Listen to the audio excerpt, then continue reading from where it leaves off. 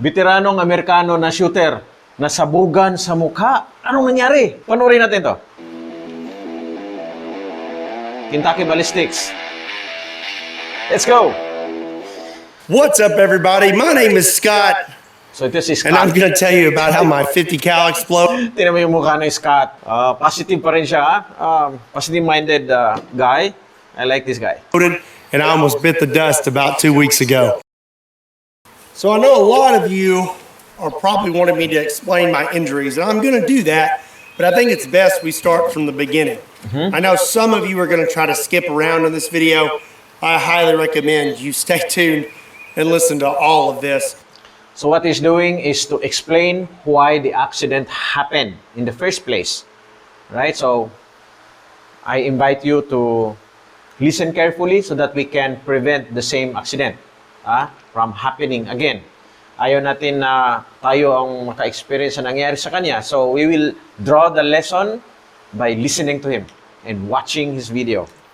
But for those who are going to skip around, let me clear something up first. This was not the Barrett that we tortured tested, and this was a complete freak accident. There's nothing that I did to have caused this. So April 9th, 2021, we come out here to shoot a fire hydrant with some slap rounds using my Serbu RN50. So we have the Serbu RN50 with the 36-inch long heavy barrel, and we're going to go ahead and go big or go home and start out with this. This is a 50 BMG slap tracer round. The slap rounds tend to go a little to the right, so I aimed a little to the left, but this one actually hit true to where I was aiming. We hit right here. Siyempre yung pag may caliber 50 sniper rifle ka, yan ay anti-material. So ibig sabihin, ang kaniyang ginawa is to test the weapon and the bullet. Ang ginamit niya is yung tracer round, kung tawagin ay slap, at ang binabaril niya ay fire hydrant. Kita mo naman ang kapal nito. So he wants to prove that it can penetrate the fire hydrant. And you can see that thing is smoking. And then we blew right through the back of this thing. Everything was going pretty smooth. We shot the fire hydrant several times, but the slap rounds were acting a little funny. One of the slap rounds hit like 1.5 feet low and to the right. I say we hit it with one more slap round, but this time aim for the thickest part of the fire hydrant and see what happens.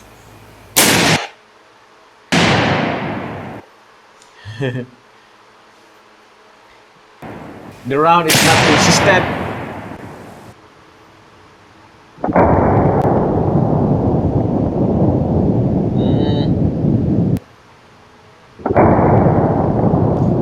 So, ang ipinakita niya dito, may iba yung indication ng round, no? Yung kita mo yung muzzle flash, matindi yung muzzle flash niya. So, mainit, hot round ang tawag doon, hot round. Hot ammo. The gun was functioning normally, as it always has. I've been using this gun for a long time now, and I've never had any issues out of it. So before all this happened, we took one last shot, and it was actually really, really cool. The round was stuck out the back of the fire hydrant. This is a 50 BMG silver red tip armor piercing incendiary tracer. So we went through the top of the fire hydrant. Look at that. Oh my gosh. It just stuck out the back. After that, I decided I was going to take one last shot with the slap round and try to hit the thickest spot on the fire hydrant. So before I loaded my last slap round, I know that there was no barrel obstruction because I literally found the round in the fire hydrant. But this last round that I loaded into my Serbu RN50 was a very, very hot round, and I had no idea. And there's really no way for me to have ever known that this round was as hot as it was.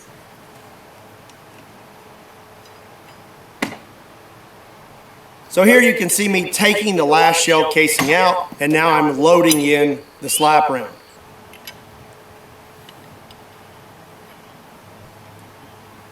I screw the cap on all the way,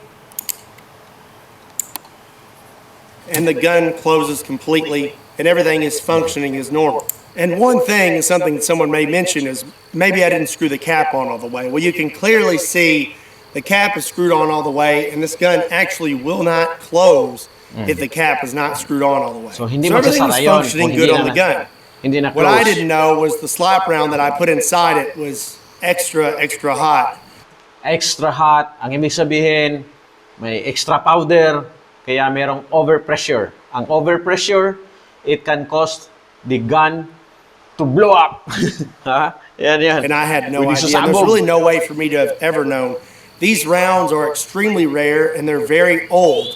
They're like $100 a piece. These aren't manufactured anymore. And really, there's no way you can Lumang really bala. know what's happened to them over time as they've passed hand to hand. I was under the impression that these were genuine military surplus rounds and hadn't been tampered with. So now I'm going to actually show you what happened. It's not graphic.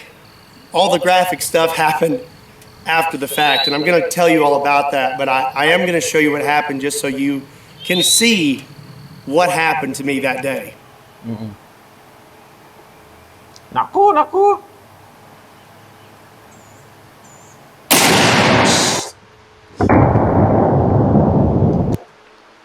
Ganito, aksidenta, that's a problem sometimes. Ang tawag namin doon, if we are using sabotage round.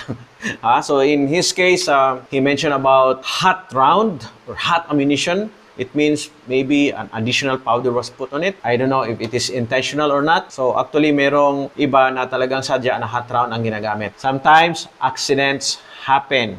And this is his experience. So Scott got injured after this shot. Okay? So if I can remember, back in 2018, maraming mga nag-surrender sa akin ng mga gawa sa pagatin, gawa sa buluan, na mga buret o caliber 50 homemade sniper rifle. At merong nag-challenge sa akin to fire the homemade sniper rifle. But I declined dahil wala akong tiwala dito. Maraming gumagamit niyan sa field, yung MILF, BIFF, pero dahil homemade lang siya, hindi yan siya perfect. Dahil hindi naman yan sila certified gunsmith. At hindi naman nila naranasan talaga yung paano mag-accurize ng mga weapons. So, basta magkasya lang yung chamber, patsamba yung pag-rifling nila, ayun na. Okay? So, hindi ako nagtitiwala doon, and for that reason, I never tried to fire a bullet caliber 50 that is made in Maguindanao. Okay? So, babala na rin to. I'd like to warn my friends out there who are using the bullet sniper rifle that it is not really safe to use it, and this might happen to you. Okay? So, pinakita ko lang sa inyo, I shared the experience of Scott so that we can learn from this experience and we can prevent accidents. Maalala ko, in 1996, when we were training inside the government arsenal, something like this happened to us. Some of my troops, maybe 2 or 3, experienced firing hot rounds, and yung charging handle ng M16 lumipad papunta sa mukha. Mabuti, yung isang mista ko, naliparan din siya ng charging handle kasi sumabog yung mga bolt ganyan, sumabog yung charging handle pumunta sa mukha. Mabuti meron kaming safety glasses. Okay? So it happened to us actually. 5.56 yung ammunition. I don't know what really happened there, but we stopped our firing activity in the government arsenal during that time because nangyari yung accident. Dahil sa mga experiences na ganito, we must be very careful. Kung meron tayong mga naranasan na mga hot round, ay kailangan i-report kaagad natin nang sa gayon ay hindi madisgrasya yung ating mga kasamahan. Alright? So, once again, bye-bye. Maraming salamat kay Engineer Emmanuel sa iyong mungkahi sa akin, yung content na ito. Bye-bye.